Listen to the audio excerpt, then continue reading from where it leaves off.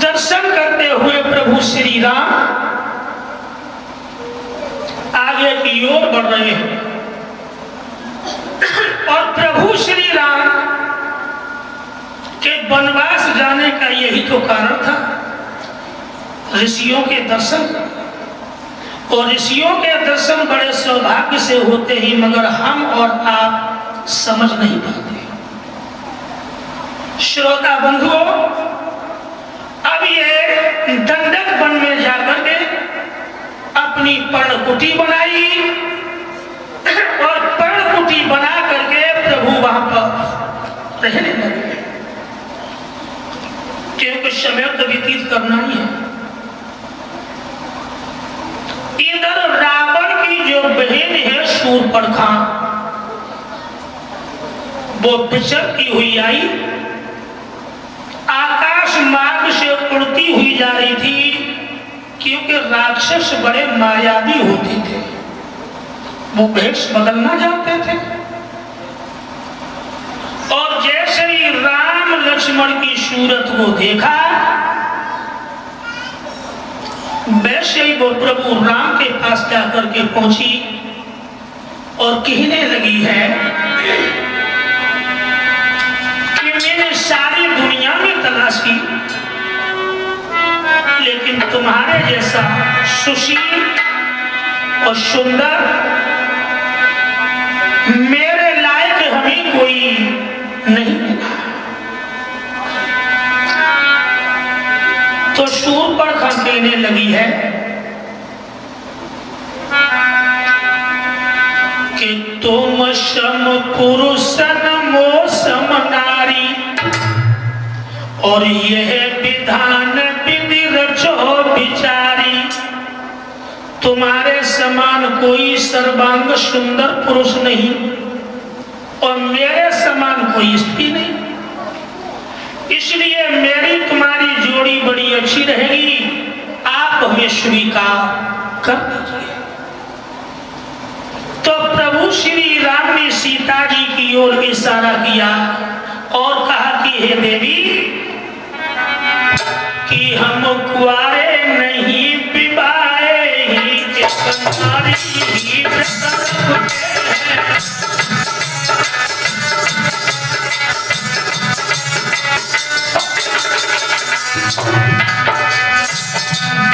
हम कुआरे नहीं विवाहे ही नारी ही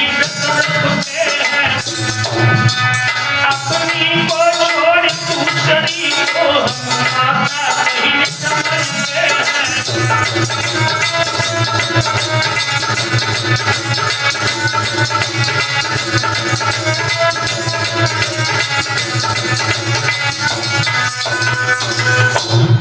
मेरी तो शादी हो चुकी है, और कहा कि तुम कुआरी मम बंधु कुमारा, और यही विधि रची है ब्याह तुम्हारा। प्रभु राम ने ये कहा कि तुम कुआरी मम बंधु कुमारा। कुमारा शब्द है, और शूर्पणखा जब समझी कि जब कह रही कि मेरा भैया कुआरा है,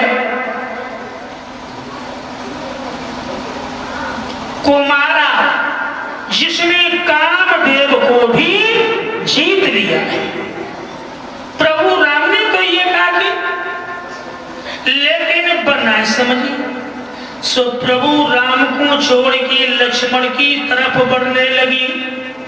सोई प्रभु राम समझ गए कि प्यार कच्चा है, पक्का नहीं। ये वासनाओं का प्यार लेकर के आई है,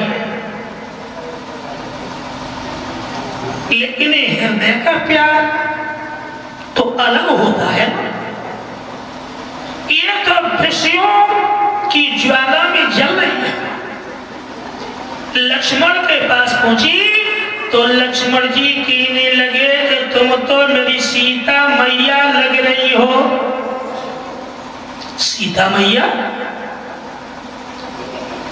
तो शूर्पणखा कहने लगी हमारी सीता मैया कैसे लग रही? बोली है कि मैं गढ़ लंका में निवास करूं, मन के भीतर हो ब्रह्मचारी।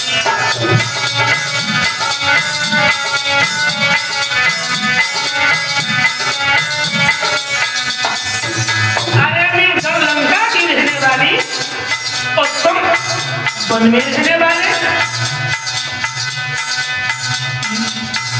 मैं गढ़ लंका में निवास करूं, तुम वन के बीच रहो ब्रह्मचारी।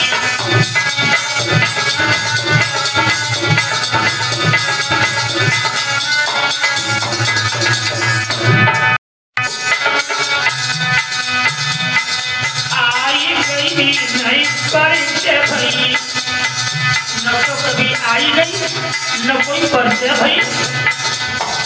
अरे आई गई नहीं परिचय भई, फिर कैसे लगूं तुम्हारी महतारी।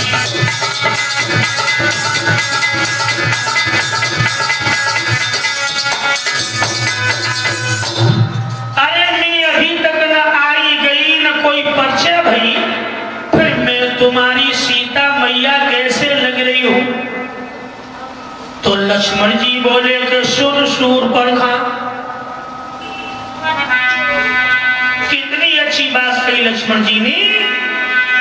और मैंने जब पति को भाव लिए तेरे भैया के पास सिखाई।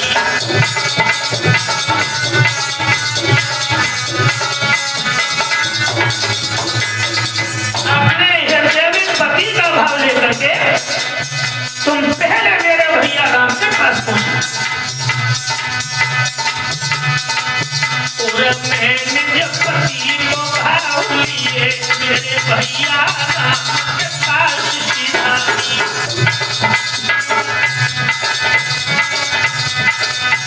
और तभी से हमने जान ली कैसी समान लगो महतारी।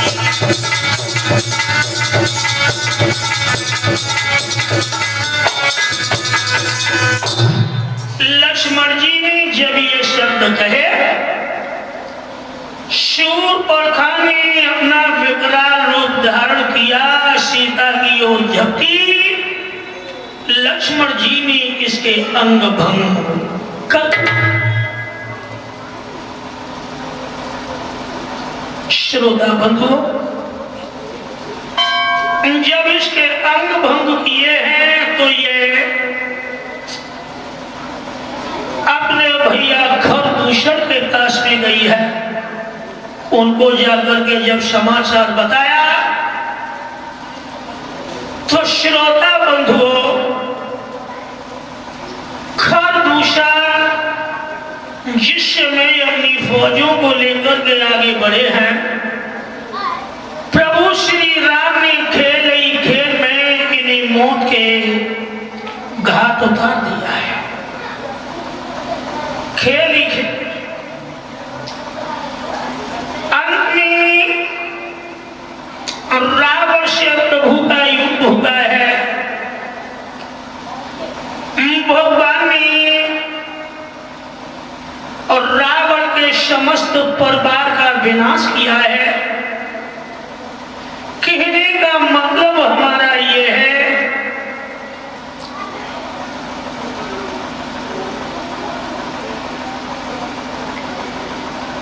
मान लेते ही कि हम और आप घरों में राम की तस्वीर लगा लेते हैं, कृष्ण की तस्वीर लगा लेते ही, हनुमान शंकर की, उनके ऊपर अगरबत्ती घुमाते ही तो लोगों ये पूजा तो कर रहे हैं, लेकिन ये पूजा राम की तो नहीं हो रही, राम के चित्त की पूजा हो रही है। उत्थान तो हमारा आपका तब होगा जब हम राम के चरित्र की पूजा करेंगे। और राम का चरित्र कितना उज्जवल था। राम के अंदर कोई दुर्व्यसन नहीं था। राम अपने माता पिता के कितने आज्ञाकारी भक्त थे, जो माता पिता की आज्ञा मान करके 14 साल के लिए वन को चले गए। चलते वक्त माता कौशल्या ने यह कहा था कि राम जा तो रहे हो, सीता बहू भी साथ में जा रही है, लेकिन लौट के आओ तो लला 3 के 3 ही है।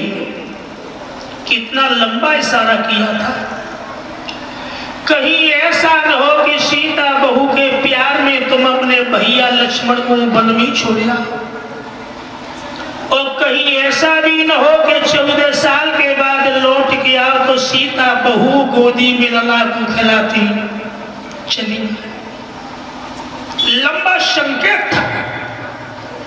14 साल तक वन में तो रहे, लेकिन ब्रह्मचर्य जीवन व्यतीत किया था। जिन्होंने कंद मूल फल खाए थे, जिससे वैराग्य हमेशा सवार रहे।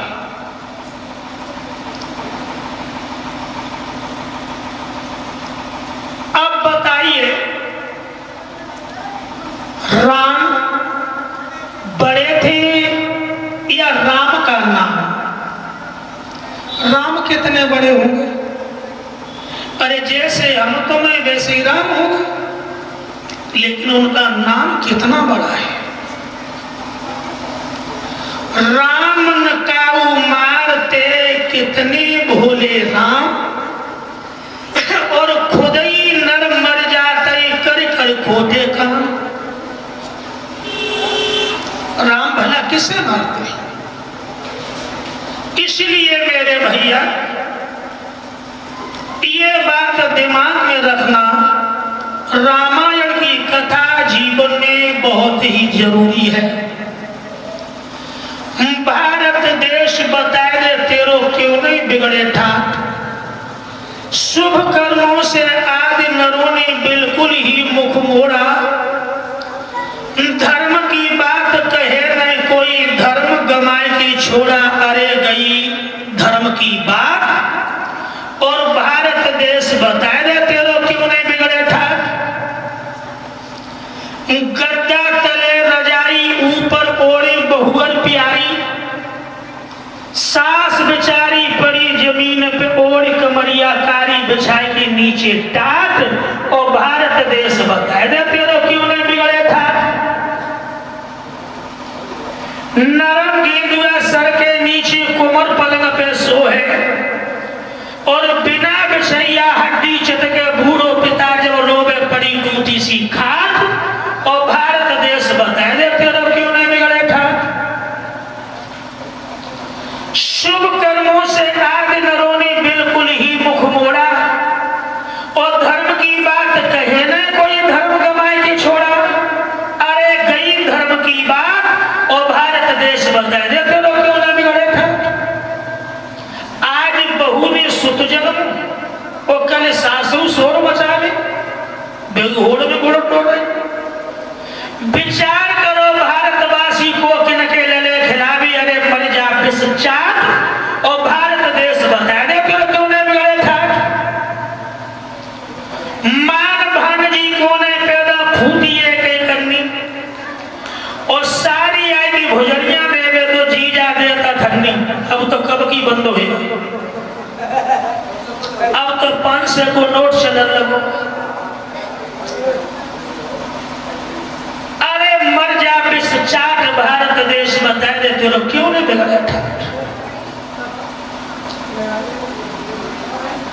जब तक लला की शादी नहीं रही, तब तक तो मैया की याद रहे।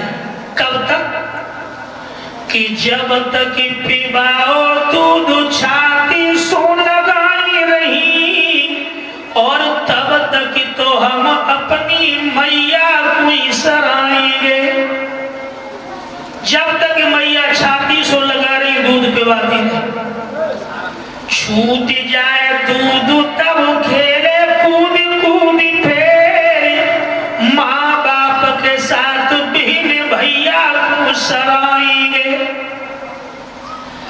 आवे तरुणाई और सब ही में मारत लाख, और राखनी है लाज तो लुगाई को सराएंगे। अब सब छूट सूखी जाती खाल और पिचक जात गाल सब, और पौड़ी में बिछी है चार पाई को सराएंगे। अब बुढ़ा को आइयो, अब उठो नहीं जा रहे हो, चार पाई पे धरे ही खांस खांस के ठंडी चुहन्नी बनाए। लेकिन मैया